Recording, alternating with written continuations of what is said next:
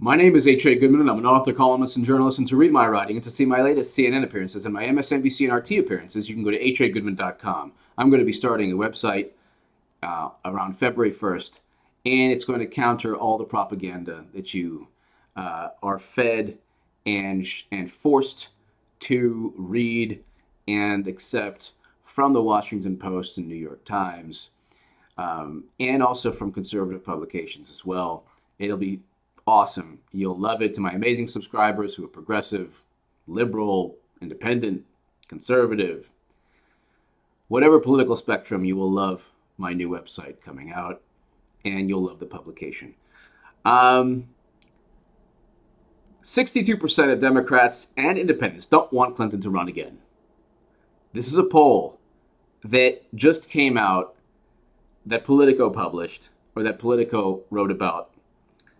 A majority of Democrats and independent voters made clear that they don't foresee Hillary Clinton in their 2020 vision as the presidential vision of the presidential election, according to a USA Today Suffolk University poll released Wednesday. 62% of Democrats and independents surveyed said the twice-failed presidential candidate shouldn't mount another campaign in 2020, and only 23% would be excited by her campaign if she did. This is one of the big differences between Bernie Sanders and Hillary Clinton. 62% of Democrats and independents do not want Hillary Clinton to run again. You contrast that to a Los Angeles Times article, President Bernie Sanders, Bernie would have beaten Trump. Bernie Sanders would have defeated Trump. Presidential election, reading of voting patterns in the presidential election suggests that the Vermont senator would have beaten Donald Trump. Wisconsin hasn't voted for a Republican since 1984. Wisconsin voted for Trump because his name was not Hillary Clinton. And he offered a lot of the messages that Bernie championed. Pennsylvania and Michigan haven't voted for a Republican since 1988. They voted for Trump over Hillary Clinton, in large part because Trump's name was not Hillary. Hillary Clinton had 2 FBI criminal investigations, and she was the embodiment of establishment politics.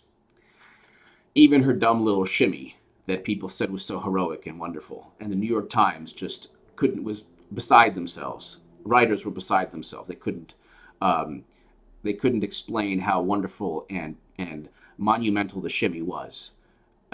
People who had a functioning brain cell didn't care. Everybody knew that Hillary Clinton was full of lies, deceit, corruption. We knew this because we read her own emails. So WikiLeaks influenced the election through the words of Hillary Clinton and Neera Tanden and Donna Brazile and John Podesta and Robbie Mook and Brian Fallon. Their words undermined their own campaign, in addition to 2 FBI criminal investigations. In addition to cheating Bernie Sanders, Debbie Wasserman Schultz was fired from the DNC. 4 other Democratic officials were fired.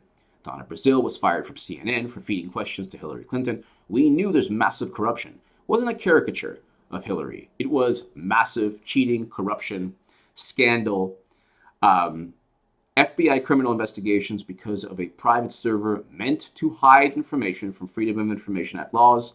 You're not stupid. Hillary's not stupid. She used the server for a reason. It wasn't yoga, and it wasn't for convenience. That server wasn't convenient at all. It had 22 top secret emails on it, and it was unencrypted and connected to a BlackBerry the NSA said she could not use. But I'll read you. Trump won the election by prevailing in Rust Belt states of Michigan, Wisconsin, and Pennsylvania. They would have gone Democrat.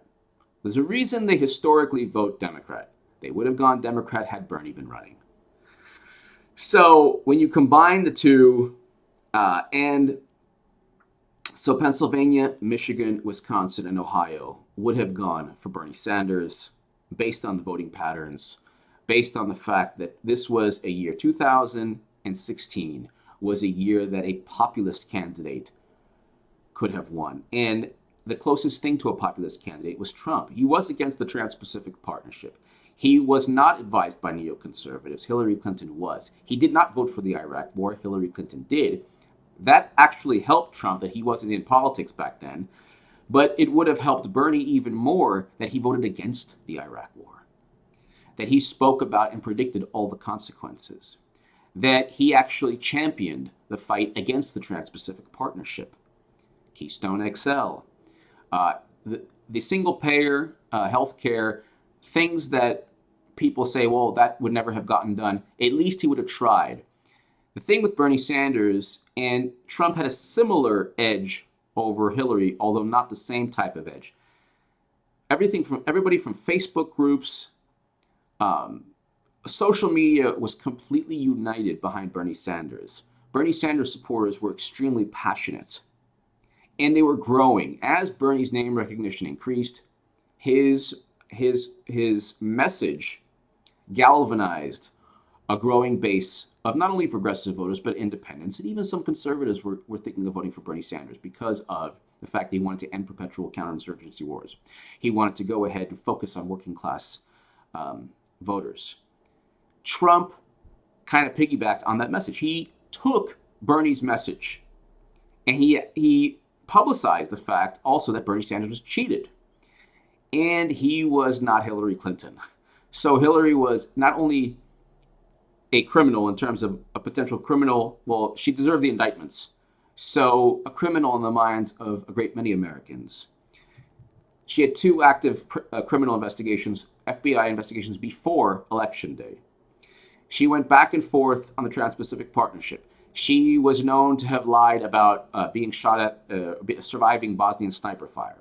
She used racism against Barack Obama. So anybody who claims to say, oh, well, Trump voters, they're all racist. Hillary Clinton used a racist 3 a.m. ad against Barack Obama in 2008, spread a photo of President Obama in African attire that David Plouffe said was the most shameful, offensive fear-mongering of either party in the 2008 election. But we can go on.